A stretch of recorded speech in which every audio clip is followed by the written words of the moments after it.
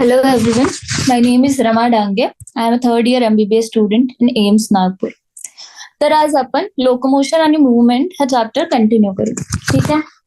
आपण काल structure, sarcomere, skeletal muscles, actin, myosin हे फिलामेंट्स बघितले होते. आता आपण ऍक्टिन आणि मायोसिन हे फिलामेंट्स कसे आहेत आपल्याकडे ते बघूया. ठीक आहे. तर ऍक्टिन आणि मायोसिन हे काय आहेत? आपले दोन कॉन्ट्रॅक्टाईल प्रोटीन्स आहेत. ठीक आहे.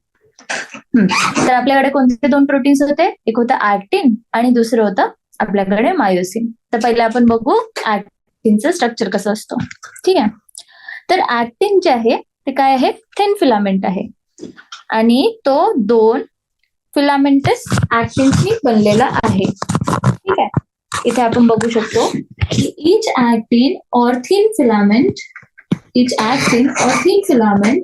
is made up of two F filamentous actins helically bound to each other. म्हणजे काय म्हणताय की जे आपल्याकडे ऍक्टिन आहे पूर्ण फिलामेंट, जो थिन फिलामेंट आहे आपल्याकडे, तो दोन फिलामेंटस ऍक्टिन्सनी बनलेला आहे. असे दोन फिलामेंट्स आहेत त्यांच्यानी बनलेला आहे, जे की आपल्याला वूंड नेचरमध्ये जसं आपलं डीएनए असतो त्या फॉर्म मध्ये, पण डीएनए सारखं वूंड फॉर्म मध्ये आहे. एकाच्या आता भोवती असं ते असं आपल्याकडे दोन आहे, helically wound to each other. ठीक आहे. तर आपल्याकडे असे दोन फिलामेंटस ऍक्टिन्स आहेत जे helically wound to each other आहे. ठीक आहे.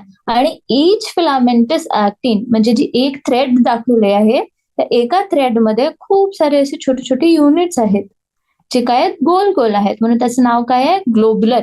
तर आपल्याकडे खूप सारे ग्लोब्युलर ऍक्टिन्स आहेत जे त्याचा मोनोमर फॉर्म आहे. म्हणजे एफ ऍक्टिन काय आहे? पॉलिमर आहे. कशाने बनलेला?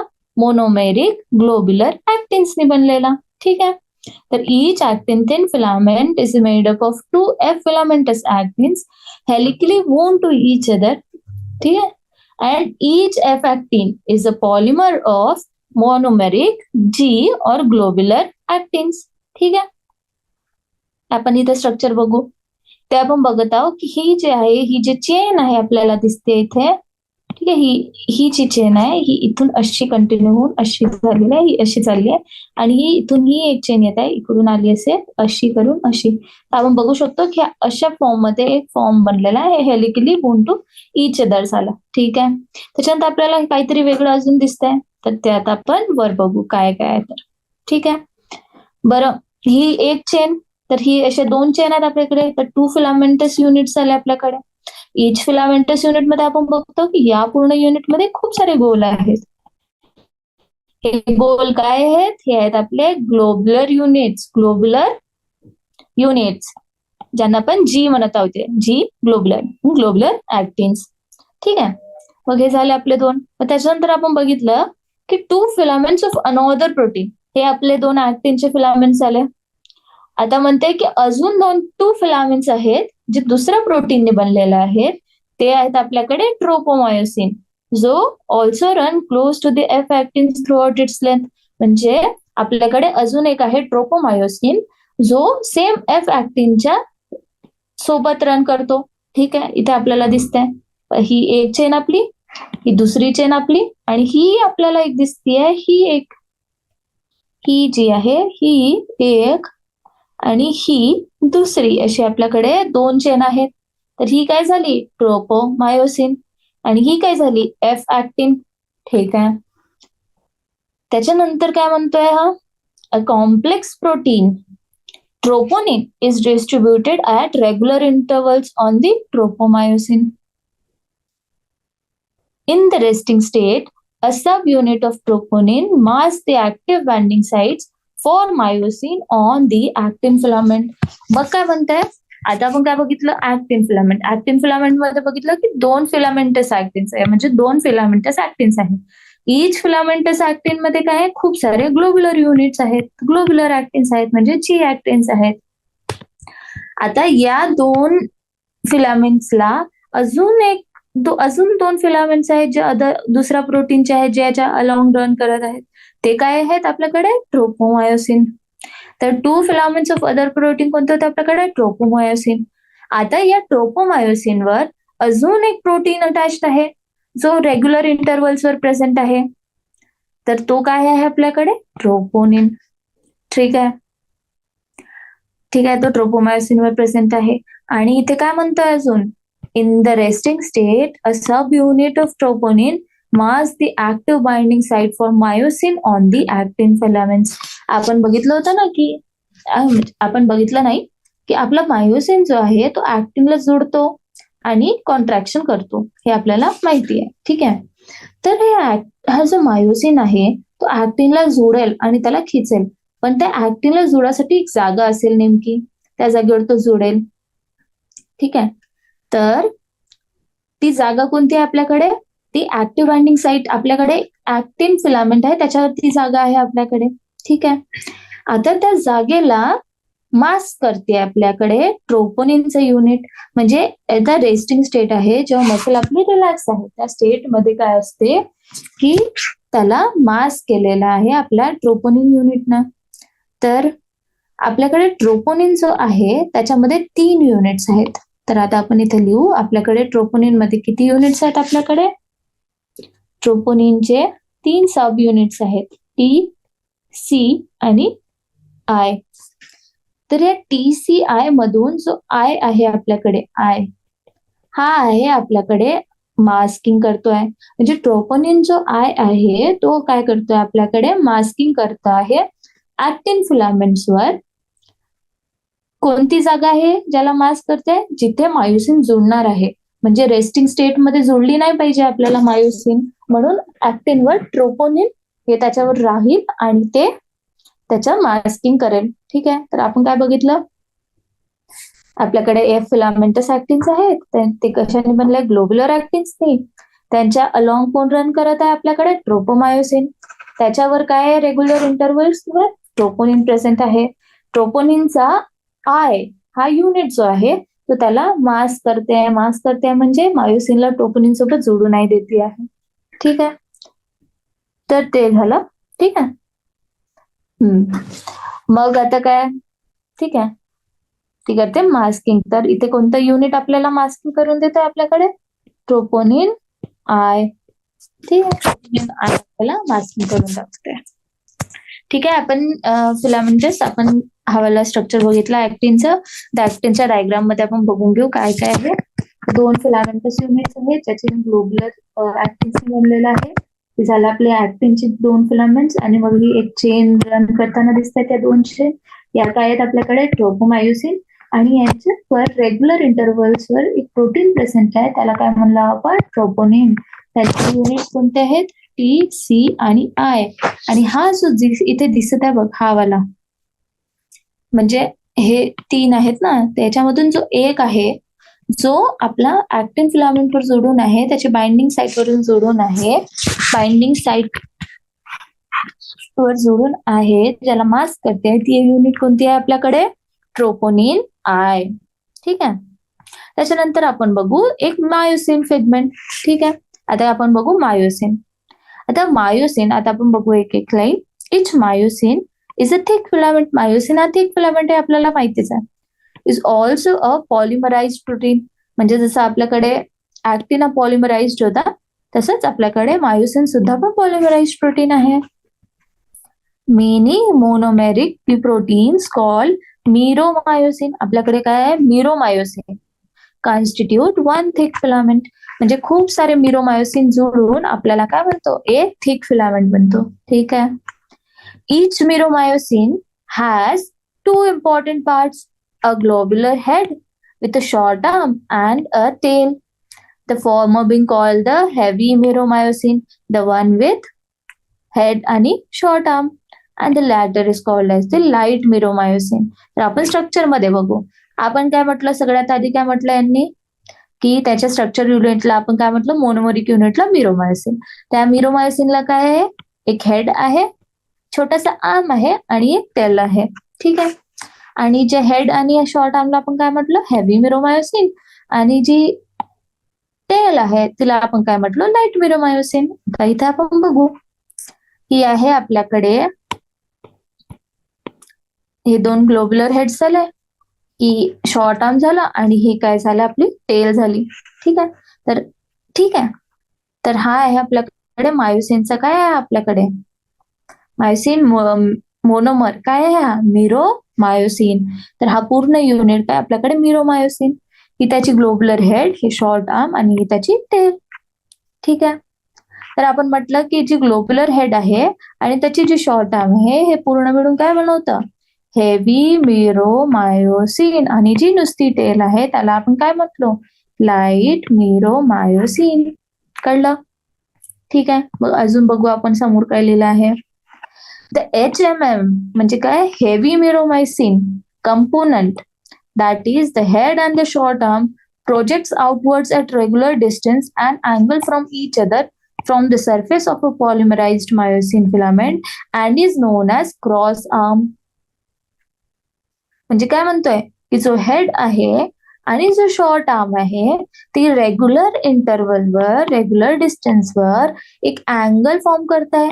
ठीक आहे. From the surface he surface झाली याच्यातून हा अँगल फॉर्म करतो आहे. ठीक आहे. And which is non as cross arm. म्हणजे जो हा हेड आहे आणि हा जो शॉर्ट आर्म आहे हा पूर्ण पार्ट काय करतोय एका पर्टिक्युलर डिस्टन्सवर अँगल फॉर्म करतोय. इथे अजून एक जर युनिट आलं आपल्याकडे ठीक आहे आणि हे त्याचे दोन हेड असेल तर एका रेग्युलर डिस्टन्सवर ते लोक हेड आणि टेल म्हणजे एक अँगल मध्ये आहेत.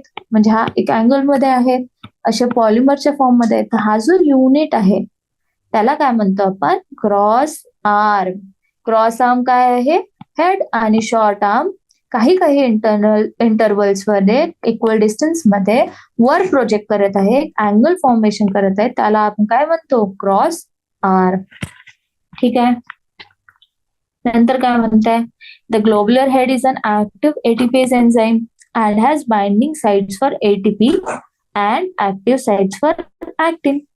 The globular head is an active ATPase enzyme and has binding sites for ATP and active sites for actin. तर इथे काय म्हणताय जो ग्लोबुलर हेड आहे तो काय आहे आपल्याकडे ऍक्टिव्ह एटीपीएस आहे. म्हणजे त्याच्यावर काय असणार एक एटीपी बाइंडिंग साईट असेल आणि एक ऍक्टिन बाइंडिंग साईट. आपण हे म्हटलं की मायोसिन ऍक्टिनला जोडून त्याचं कॉन्ट्रॅक्शन करतो. तर बरोबर आहे याच्यावर एक ऍक्टिव्ह बाइंडिंग साईट तर असायलाच पाहिजे. तर एक ऍक्टिव्ह बाइंडिंग साईट असेल या दोन्ही हेडवर एक एक ऍक्टिन बाइंडिंग साईट आहे. त्याच्यानंतर हे एक एटीपीएस एन्झाईम आहे. म्हणजे एटीपीएस एन्झाईम म्हणजे काय एटीपीला तोडणारा. तर त्याच्याकडे काय असेल एटीपी बाइंडिंग साईट कारण की एटीपी कशासाठी लागतो त्याचं कॉन्ट्रॅक्शन करण्यासाठी मसलचं आपल्या. ठीक आहे. कळलं सगळ्यांना. त्याच्यानंतर आता आपण समोर वाचूया काय लिहिलेलं आहे तर. ठीक आहे. आता आहे नेक्स्ट टॉपिक आपल्याकडे मेकॅनिझम ऑफ मसल कॉन्ट्रॅक्शन. तर जी मेकॅनिझम ऑफ मसल कॉन्ट्रॅक्शन आहे ती कशाने एक्सप्लेन केली आहे स्लाइडिंग फिलामेंट थेरीने.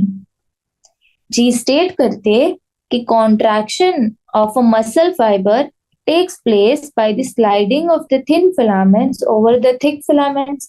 जसं मी आताच म्हटलं आपण बघितली आपल्याकडे F2 फिलामेंटस ऍक्टिन वाली होती ज्याच्यावर ट्रोपोनिन रन करत होता ट्रोपोमायोसिन रन करत होता आणि त्याच्यावर ट्रोपोनिनचे युनिट्स होते. ठीक आहे. तर त्याच्यावर आपण म्हटलं की इथे एक साईट आहे ज्याला ट्रोपोनिन मास्क करत होता ज्याच्यावर काय जोडणार होता आपला मायोसिन जोडणार होता. मायोसिनच्या कोण जोडणार मायोसिनचा ग्लोबुलर हेड कारण की आपण इथं बघितलं actin binding sites are present on मायोसिनचा ग्लोबुलर हेड.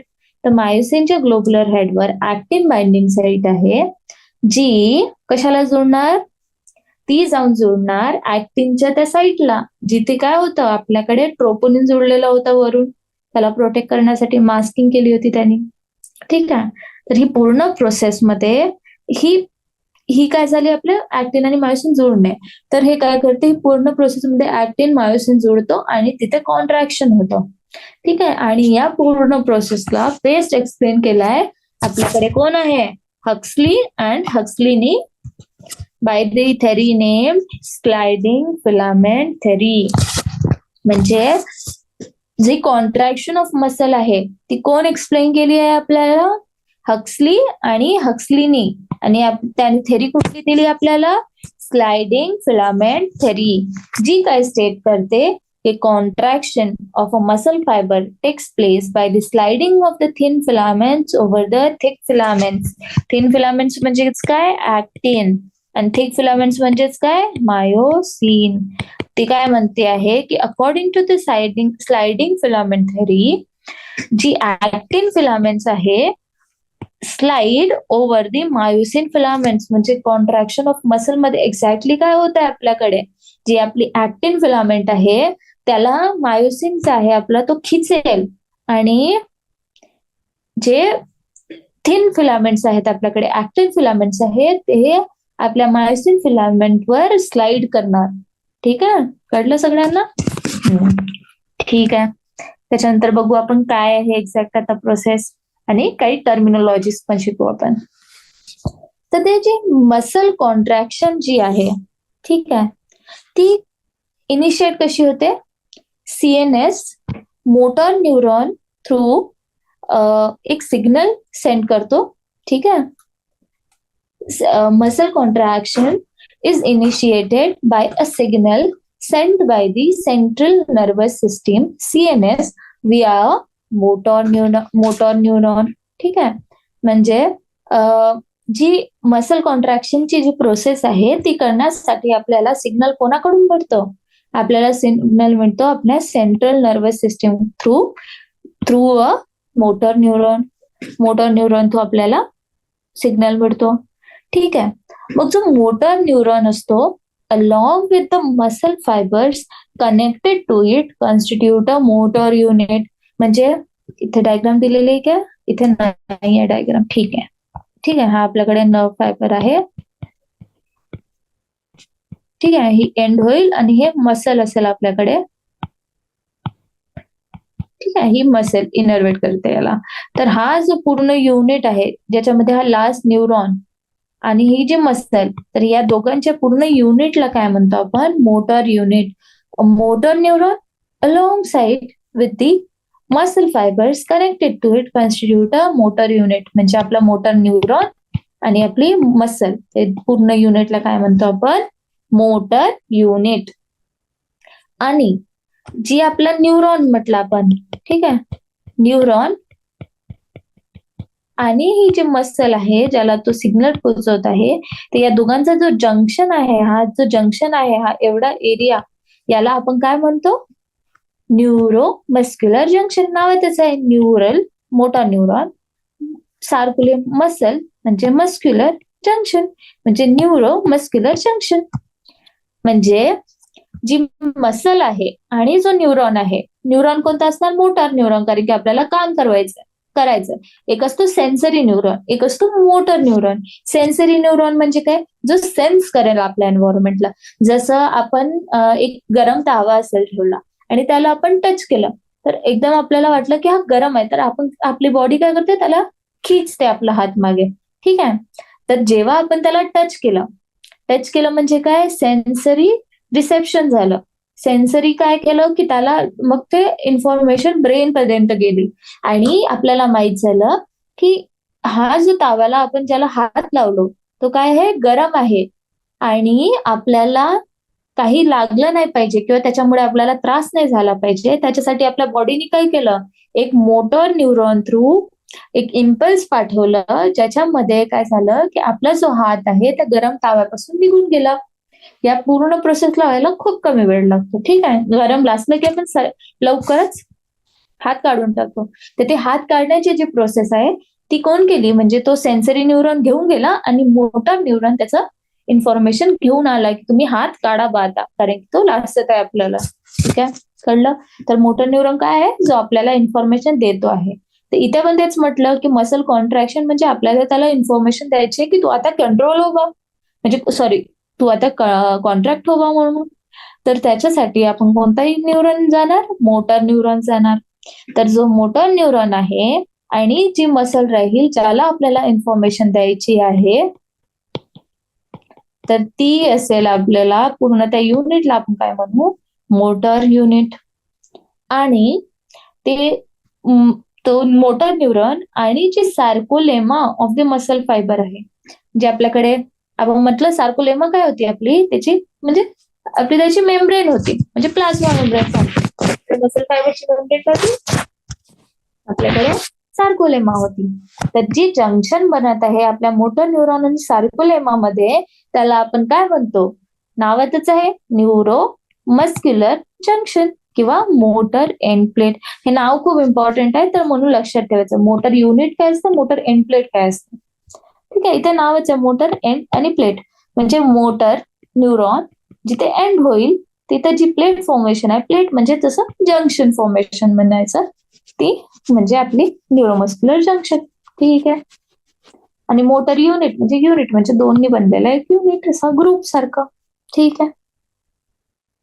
मग म्हणते हे की a neural signal reaching this junction releases a neurotransmitter काय आहे, acetylcholine, which generates an action potential in the sarcolemma.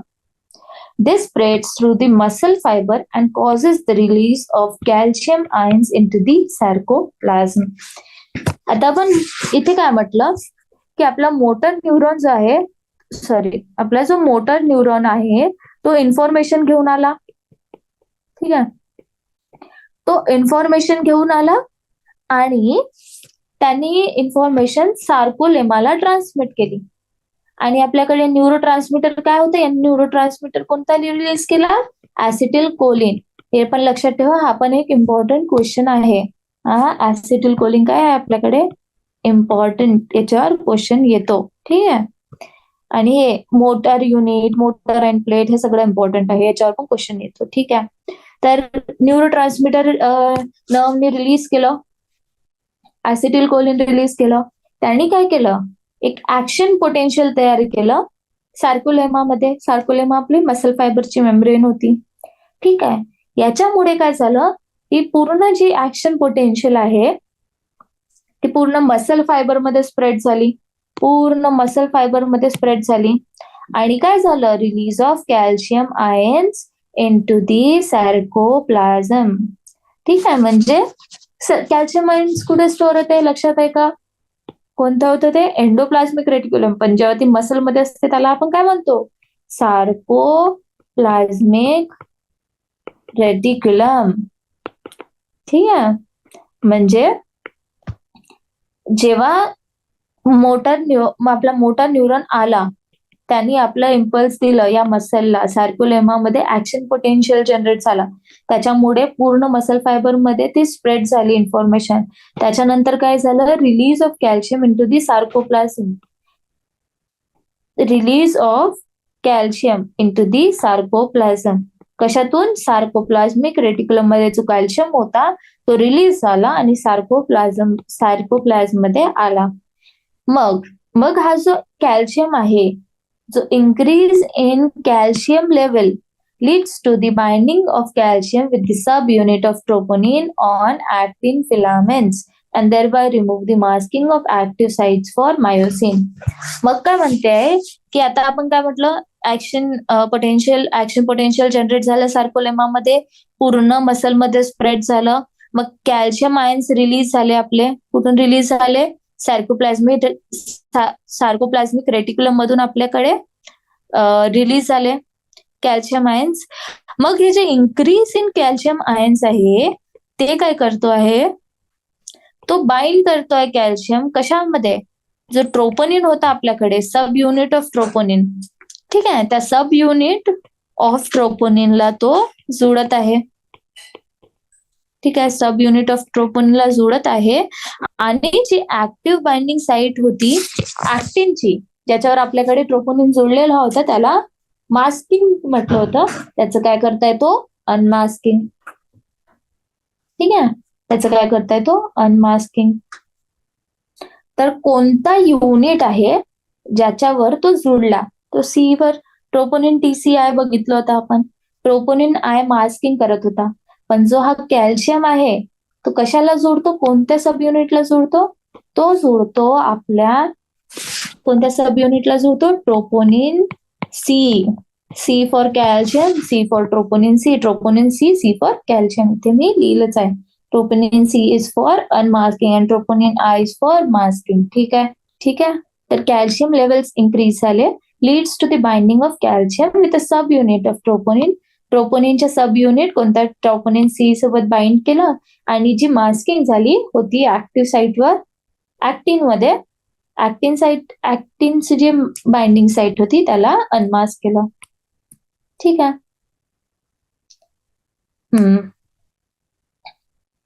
Increase in calcium levels lead to the binding of calcium with a subunit of troponin on actin filaments and thereby remove the masking of active sites for myosin. म्हणजे active site of myosin साठी जी, म्हणजे ऍक्टिन फिलामेंटवर जी myosin साठी binding site होती त्याला ती unmasking झाली. मग आता काय होऊ शकतो की आता आपल्याकडे मायोसिन हा ऍक्टिनच्या फिलामेंटवर जोडू शकतो. ठीक आहे. आता हे जोडण्यासाठी आपल्याला पाहिजे एटीपी. आपण म्हटलं होतं आपला जो ग्लोब्युलर हेड आहे न्यूरोमायोसिनचा तो काय आहे आपल्याकडे, त्याच्यावर एटीपीएस आहे, तो ऍक्टिव्ह एटीपीएस एन्झाईम आहे. म्हणजे त्याला एटीपी बाइंडिंग साईट आहे जिथे एटीपी जुळणार, ते त्याला ब्रेक करणार आणि जी एनर्जी प्रोड्यूस होणार त्याच्याने तो आपल्या ऍक्टिनला जोडून जाणार. ठीक आहे. काय म्हणता इथे आपण स्टेटमेंट पण बघू. Utilizing the energy from ATP hydrolysis, the myosin head now binds to the exposed active site on actin to form a cross bridge. Cross bridge म्हणजे काय, क्रॉस आर्म सोबत, क्रॉस आर्म होता आपल्याकडे शॉर्ट आर्म आणि हेडचा, तो जुळेल आपल्या ऍक्टिनला आणि काय बनवायला, क्रॉस ब्रिज फॉर्मेशन. ठीक आहे. तर काय होईल, तर आपल्याकडे ही स्टेट आहे नॉर्मल स्टेट आहे ज्याच्यामध्ये ऍक्टिन आणि मायोसिन जुळलेला नाही. मग आता आपण टाकला इथे एटीपी, आपण दिली एटीपी याला, तर ही एटीपी बाइंडिंग साईटवर जुळेल आणि काय होईल, एटीपीचं ब्रेकडाऊन होईल आणि ह्या ऍक्टिन जुळला आपला मायोसिन सोबत, मायोसिन जुळला आपला ऍक्टिन सोबत. ठीक आहे. त्याच्यानंतर काय होईल, म्हणजे ही प्रोसेस होईल त्याच्यामध्ये हा जोडला आणि मग काय होणार, त्याच्यानंतर होईल हा क्रॉस ब्रिज फॉर्मेशन झाला, म्हणजे ऍक्टिन आणि मायोसिन जोडला तर काय क्रॉस ब्रिज फॉर्मेशन झालं. तर हा जो अँग्युलेटेड जो आपला मायोसिन होता तो काय करणार, आपली पोझिशन चेंज करणार आणि तो याला आपल्या मायोसिनला इकडे स्लाइड करणार. आपल्याला पहिले असा होता, यांनी आपल्याला ऍक्टिनला इकडे सरकवलं, म्हणजे हा ऍक्टिन असा होता तर ऍक्टिन कसा झाला, इकडे आला, तर हा झाला इथे cross bridge formation. Myosin head तिथे काय झालं, क्रॉस ब्रिज फॉर्मेशन आणि इकडे आपण अजून बघतो आहोत इथे अजून स्लायडिंग आणि रोटेशन होत आहे. जेव्हा ओव्हरऑल ही जी प्रोसेस आहे ना, एक स्पॉन्टॅनियस प्रोसेस आहे. स्पॉन्टॅनियस म्हणजे सगळ्या प्रोसेसेस एका वेळेस चालू आहे. एटीपी आली, एटीपी जुळली, एटीपीचं ब्रेकडाऊन झालं, त्याच्यानंतर आपला जो हेड आहे तो ऍक्टिन सोबत जुळला. ऍक्टिन सोबत जुळल्यावर हेड, त्याला आपण काय म्हटलं, cross bridge formation of cross bridge. मग त्यांनी त्याला स्लाइड करण्याची प्रोसेस स्टार्ट केली. मग मायोसिननी पूर्ण ऍक्टिन फिलामेंटला एका साइडला स्लाइड केलं with the help of ATP. मग एटीपी ब्रेकडाऊन होऊन बाहेर निघून गेली. ठीक आहे. मग आता मग झाली हे प्रोसेस, मग काय क्रॉस ब्रिज ब्रेक होऊन जाणार आणि मग नवीन एटीपी येणार आणि मग सेम प्रोसिजर कंटिन्यू होणार. कळलं काय झालं आधी, कळलं का सगळ्यांना? एकदा सांगते मी. पहिले काय झालं, motor neuron to neurotransmitter release झालं, काय ऍसिटिल कोलिन. त्यांनी काय केलं, एक ऍक्शन पोटेन्शियल जनरेट केली सार्कोलेमावर. मग सार्कोलेमामध्ये ती पूर्ण ऍक्शन पोटेन्शियल पूर्ण मसल फायबर मध्ये स्प्रेड झाली. ठीक आहे. आणि कॅल्शियम रिलीज झालं. कशातून कॅल्शियम रिलीज झालं, आपल्या सार्कोप्लाझमिक रेटिक्युलम मधून. मग कॅल्शियमची अमाऊंट इन्क्रीज झाली सार्कोप्लाझम मध्ये. ती कॅल्शियम ट्रोपोनिन सी ला बाइंड झालं आणि त्यांनी अनमास्किंग केली. ठीक आहे. आणि मास्किंग कोण करत होतं, ट्रोपोनिन आय. हे सोपी आहे, troponin C, C for calcium. तर ट्रोपोनिन सी ला कॅल्शियम बाइंड होणार आणि मग त्यांनी काय केलं, त्याला बाइंडिंग साईटला खुलं केलं. आता ऍक्टिनवर ओपन आहे, अनमास्क्ड आहे. मग आता मायोसिन तिथे जोडू शकतो. तर त्याला जोडण्यासाठी त्यांनी पहिले घेतली आपल्याकडे एटीपी. एटीपी घेतली आणि तो आपल्या मायोसिनला जोडला, त्याला ब्रेक केलं आणि त्याच्या एनर्जीने तो आपल्या मायोसिनला जोडला. त्याला आपण काय म्हटलं, क्रॉस ब्रिज फॉर्मेशन. मग त्यांनी ऍक्टिनला असं स्लाइड केलं, इकडे मुवमेंट केलं. त्याच्यानंतर एडीपी आणि एडीपी प्लस फॉस्फेट निघून गेले आणि नवीन एटीपी आली, म्हणजे मग क्रॉस ब्रिज ब्रेक झालं. जेव्हा त्यांनी स्लाइड केलं त्याच्यानंतर क्रॉस ब्रिज ब्रेक झालं. मग न्यू एटीपी आली अजून आणि सेम प्रोसेस कंटिन्यू केला. नवीन एटीपी येत जाणार आणि या पूर्ण सायकलला आपल्याकडे एक एटीपी अशी लागलेली आहे. ठीक आहे.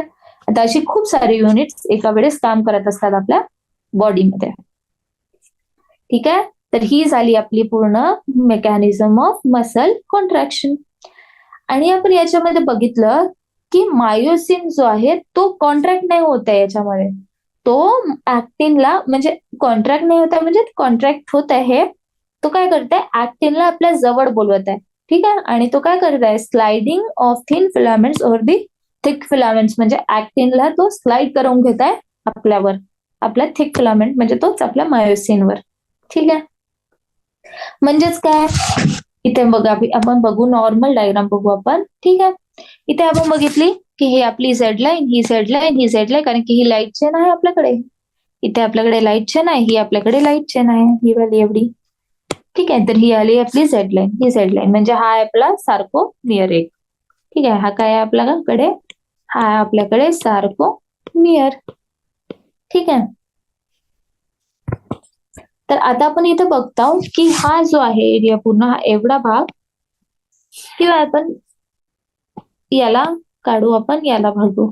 हा आहे आपल्याकडे काय, आय बँड. आय म्हणजे आयसोट्रोपिक बँड, म्हणजे ज्याच्यामध्ये लाईट चेन होती फक्त. ठीक आहे. मग आता याच्यामध्ये आपण जेव्हा आय बँड बघितला, हा काय झालं, एवढंच आहे. म्हणजे हा छोटा झाला का, छोटा दिसतोय का, हा आणि याच्यामध्ये हे काय आहे, स्टेट कॉन्ट्रॅक्टिंग स्टेट आहे. ठीक आहे. आणि इथे बघ, इथे तर आपल्याला आय बँड काही दिसतच नाहीये, नो आहे, पूर्ण झिरो आहे, आय बँड आहेच नाही याच्यात. तर हा काय आपल्याला स्टेट दाखवते, इथे मॅक्झिमली कॉन्ट्रॅक्टेड. इथे दिसतं आपल्याला कॉन्ट्रॅक्टिंग, ज्याच्यामध्ये आय बँड कमी झालं आणि याच्यामध्ये आय बँड कमी झालं. बरं, आता झेड लाईन बघू आपण, दुसरा कलर घेऊ आपण, झेड लाईन बघू. झेड लाईनची लेंथ एवढी होती आधी, आता आपण बघू झेड लाईन, वाटतंय ना छोटा झाला. अजून बघू आपण खाली, ही पण एक झेड लाईन आहे. तर ओव्हरऑल आपण काय बघतोय की झेड लाईन सुद्धा छोटी होत आहे, आपल्याकडे आय बँड सुद्धा छोटा होत आहे. बरं, आता आपण दुसरं काही बघू. आता आपण बघू एच झोन. ठीक आहे. एच झोन सुद्धा कलर चेंज करू आपण. एच झोन आपण बघितलं, इथे आपण बघतो की एच झोन एवढा आहे आधी, इथे छोटा होत आहे आणि इथे तर गायबच झालेला आहे एच झोन. ठीक आहे. कळलं. एच झोन काय होता, एच झोन तो एरिया होता मायोसिनचा ज्याच्यावर ऍक्टिन ओव्हरलॅप करत नव्हता. तर एच झोन एवढा आहे, याच्यात एवढा आहे आणि याच्यात आहेच नाही, कारण की पूर्ण ओव्हरलॅप झालेला आहे. ठीक आहे. म्हणजे ओव्हरऑल एच झोन पण कमी होत आहे, आय झोन पण, आय बँड पण कमी होत आहे आणि झेड लाईन डिस्टन्स पण कमी होत आहे. म्हणजे जेव्हा मसल कॉन्ट्रॅक्ट केली, आपली मसल जेव्हा कॉन्ट्रॅक्ट केली, तेव्हा त्यांनी काय केलं, त्यांनी सार्कोमियरला काय केलं, इथे लिहिलेलं असेल, इकडे लिहिलेलं आहे सॉरी कुठे लिहिलेलं आहे, इथेच लिहिलंय. काय केलं, शॉर्टनिंग केलं. सार्कोमेरला काय केलं, शॉर्टनिंग केलं. आय बँडचं काय केलं, कमी केलं, म्हणजे शॉर्टनिंग केलं. एच झोनला काय केलं, शॉर्टनिंग केलं. आता ऍक्टिन आणि मायोसिन फिलामेंटला काय केलं, विचार करा. तोपर्यंत आपण हे स्टेटमेंट बघू. ठीक आहे. इथे काय म्हणतात, दिस फुल म्हणजे ही पूर्ण आपली स्लाइडिंग थेरी आपण बघितली. त्याच्यामध्ये म्हणते this pulls the attached actin filaments towards the centre of A band. आता आपले या प्रोसेसमध्ये काय होतंय की आपल्या मायोसिनना ऍक्टिनला जवळ खिचलं. तर म्हणजे झेड लाईन जी अटॅच्ड होती ऍक्टिनला, ती पण अंदरच्या दिशेने आली, पुल्ड इनवर्ड्स. म्हणजे ओव्हरऑल काय झालं, ते दोन झेड लाईनच्या मधलं डिस्टन्स आपलं काय होतं, सार्कोमियर. तर ओव्हरऑल झेड लाईन जेव्हा कॉन्ट्रॅक्ट होली जवळ आली, तेव्हा म्हणजे काय झालं, shortening of sarcomere, that is contraction. आणि जसं जसं मॅक्झिमली कॉन्ट्रॅक्ट होत गेलं, तेव्हा तसं तसं झेड लाईन म्हणजे सार्कोमियर छोटा होत गेला.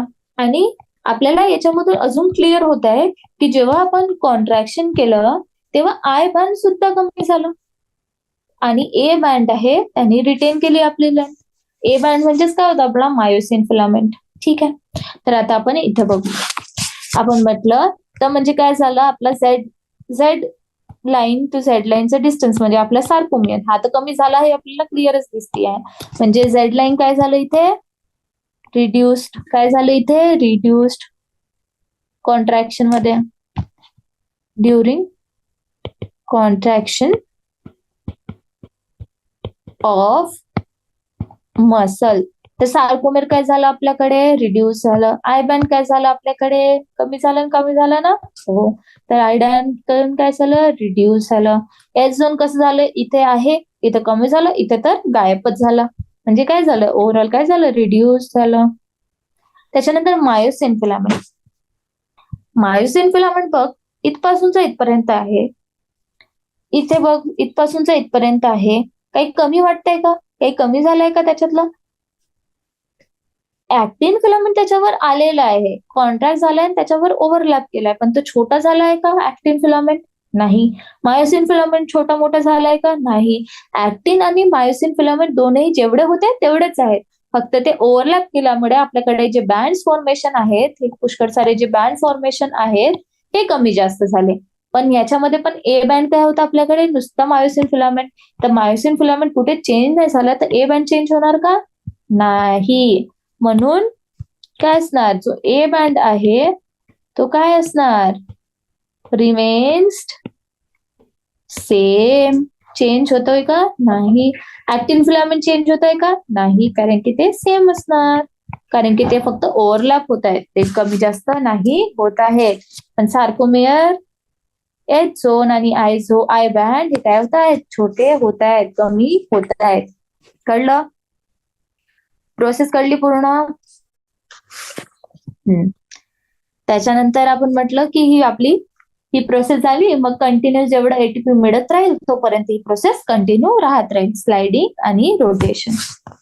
ठीक आहे, त्याच्यानंतर आपण इथे लिहिलंय the process continues till the calcium ions are pump back to the sarcoplasmic system resulting in the masking of actin filaments.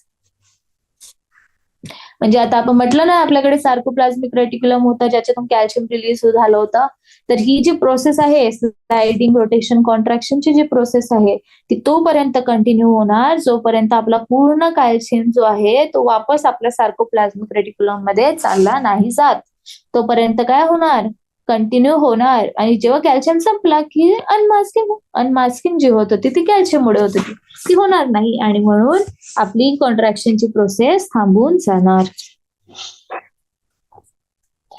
मग आपली अनमास्किंग वगैरे झाली म्हणजे मास्किंग राहिली तर मग काय होईल आपली साईड लाईन्स नॉर्मल पोझिशन वर येईल आणि काय होणार आपलं रिलॅक्सेशन. आता म्हटलं की जी आपली रिॲक्शन टाइम आहे ती व्हेराय करते डिफरंट मसल्स मध्ये. ठीक आहे, तर आपली जी मसल आहे तिला आपण रिपीटेड ऍक्टिव्हेशन केलं तर ती काय करणार अक्युमुलेशन ऑफ लॅक्टिक ऍसिड होणार due to anaerobic breakdown of glycogen in them causing fatigue.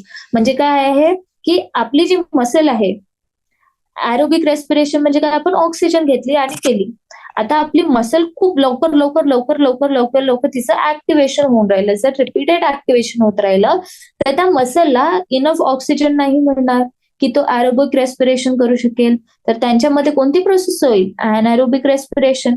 ठीक आहे, तर त्या anaerobic रेस्पिरेशनचं प्रोडक्ट आपल्याला माहिती आहे, थोडीशी एटीपी बनते आणि काय असते जास्तीत जास्त प्रोडक्ट आपल्याकडे लॅक्टिक ऍसिड हा बनतो आणि हा लॅक्टिक ऍसिड आपल्या त्या मसलमध्ये जाऊन जमा होतो, अक्युमुलेशन होते त्या मसलमध्ये आणि ते काय करतात आपल्याला फटीग कॉज करतात, आपल्याला हातपाय दुखायला लागतो. जसं आपण आज पहिला दिवस आहे सपोज, आता पहिल्यांदा कोणी मुलगी किंवा मुलगा जिमला चाललाय तर ती जिमला गेल्यावर पहिला दिवस आहे आणि खूप सारी रनिंग केली.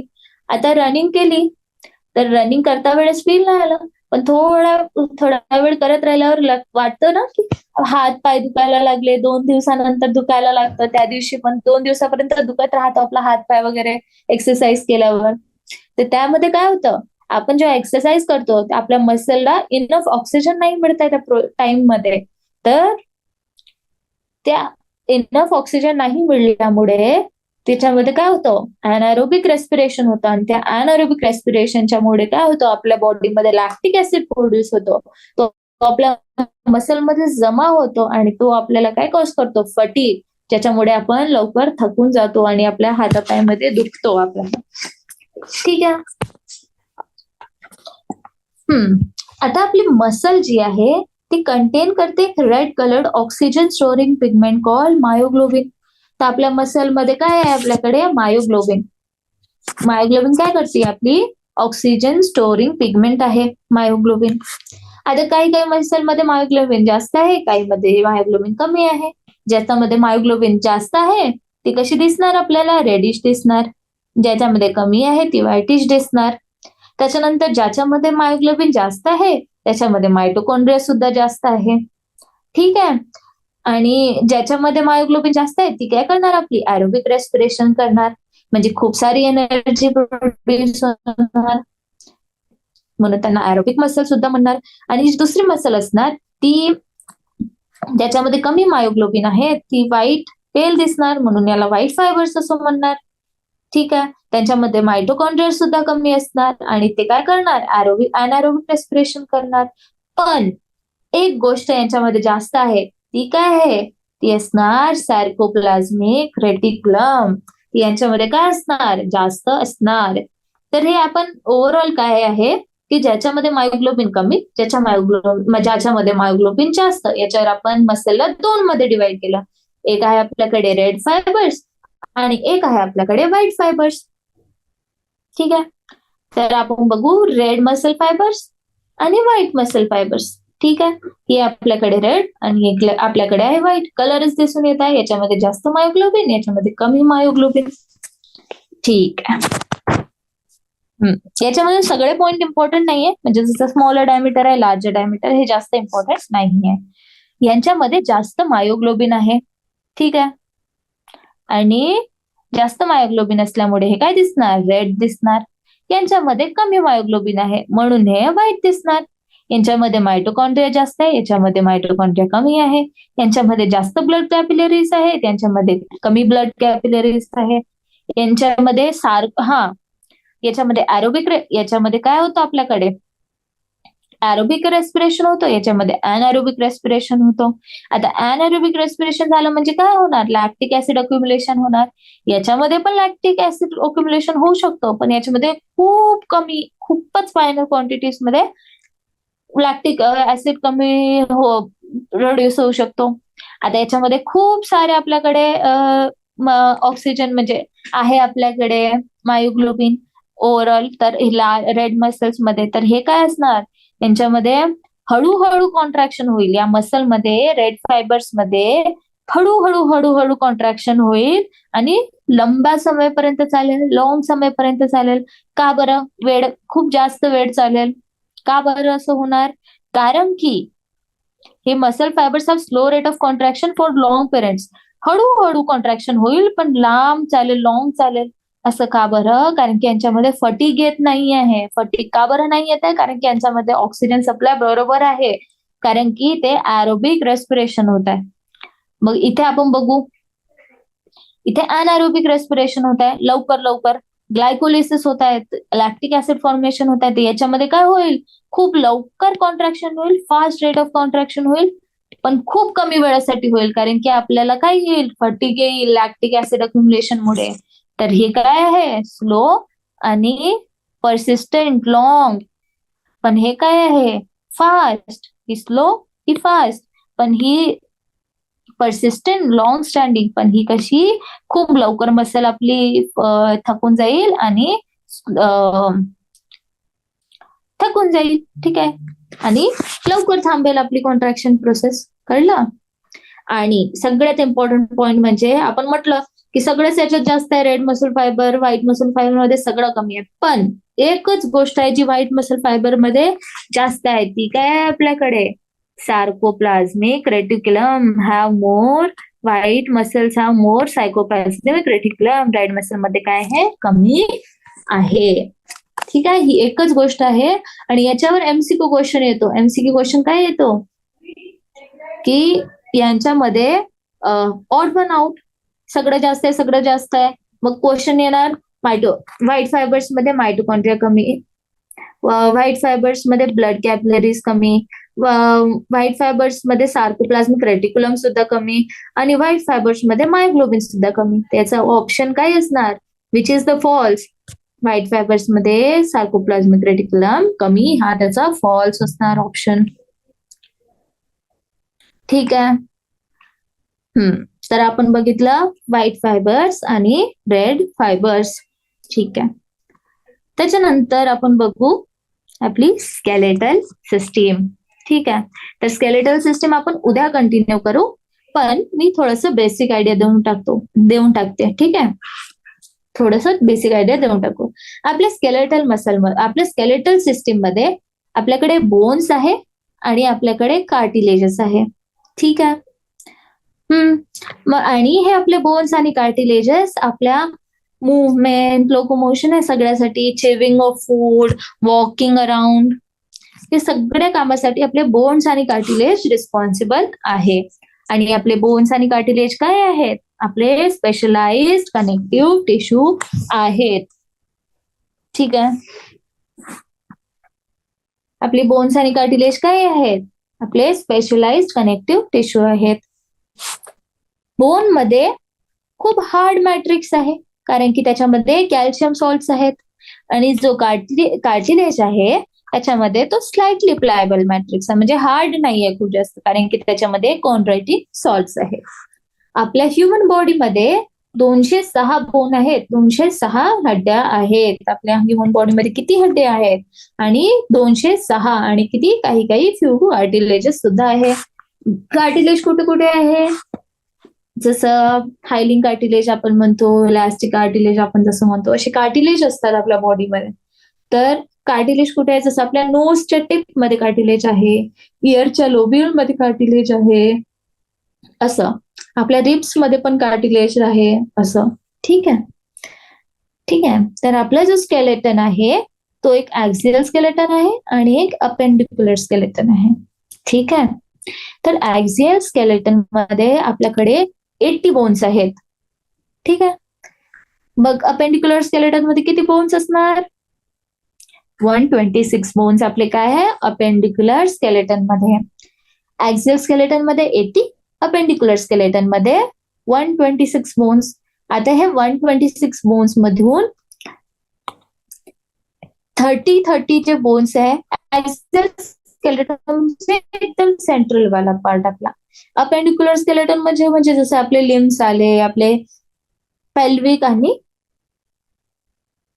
आणि पेक्टोरल गडल सुद्धा आले, आपले हात पाय पण आले. हात म्हणजे आपले 30 बोन्स पर लिम्ब बसणार. तर आपल्याकडे किती लिम्स आहेत? 4 आहेत. तर 30 × 4 म्हणजे 120. पण अपेंडिक्युलर स्केलेटन मध्ये किती बोन्स आहेत? Total 126 bones. तर हे 6 बोन्स कोणते असणार आपल्याकडे? आपल्याकडे असणार 4 पेक्टोरल गडरचे आणि 2 आपल्याकडे पेल्विक गर्डलचे बोन. तर ते आपण नंतर बघू. ठीक आहे. पेल्विक गर्डरचे म्हणजे आपल्याकडे बरं मी सांगूनच देते, स्कॅपुला, क्लॅविकल, आणि आपल्याकडे आहे हिप बोन, त्याला इनॉमिनेट बोन सुद्धा म्हणतात. ठीक आहे. तर आपल्याकडे अपेंडिक्युलर स्केलेटन मध्ये काय काय आलं? आपलं हे पेरिफेरल, सगळं पेरिफेरल, आणि जो सेंटर म्हणजे ऍक्सियल. ठीक आहे. कळलं सगळ्यांना? तर आपल्या स्केलेटल सिस्टीम मध्ये काय असते? आपल्याकडे बोन्स आहे, आपल्याकडे कार्टिलेज आहे. आता बोन जे आहे त्याची हार्ड मॅट्रिक्स आहे आणि ती कॅल्शियम सॉल्टने बनली आहे. आणि कार्टिलेजचं काय आहे? स्लाइटली प्लायबल मॅट्रिक्स आहे आणि ती कॉन्ड्रायटिन सॉल्ट्सने बनलेली आहे. बोन्स आपल्या बॉडीमध्ये किती बोन्स आहेत? 206 बोन्स. आपल्या बोन्स मध्ये ऍक्सियल स्केलेटन आणि अपेंडिक्युलर स्केलेटन आहे. ऍक्सियल स्केलेटन मध्ये किती बोन्स आहे? 80 बोन्स. आणि अपेंडिक्युलर स्केलेटन मध्ये किती बोन आहेत? 126 बोन्स. त्याच्यामध्ये पण आपल्या पर हात मध्ये किती बोन आहेत? 30. आणि पर पायामध्ये किती बोन आहेत? 30 बोन. तर तसे ते झाले 120. आणि जे 6 बोन्स आहेत ते आहे आपले स्कॅपुला, क्लॅविकल आणि आपलं हिप बोन. ठीक आहे. तर आता हे ऍक्झियल स्केलेटन, अपेंडिक्युलर स्केलेटन हे आता आपण उद्या बघूया, आपल्या नेक्स्ट सेशन मध्ये बघूया. ठीक आहे. थँक्यू.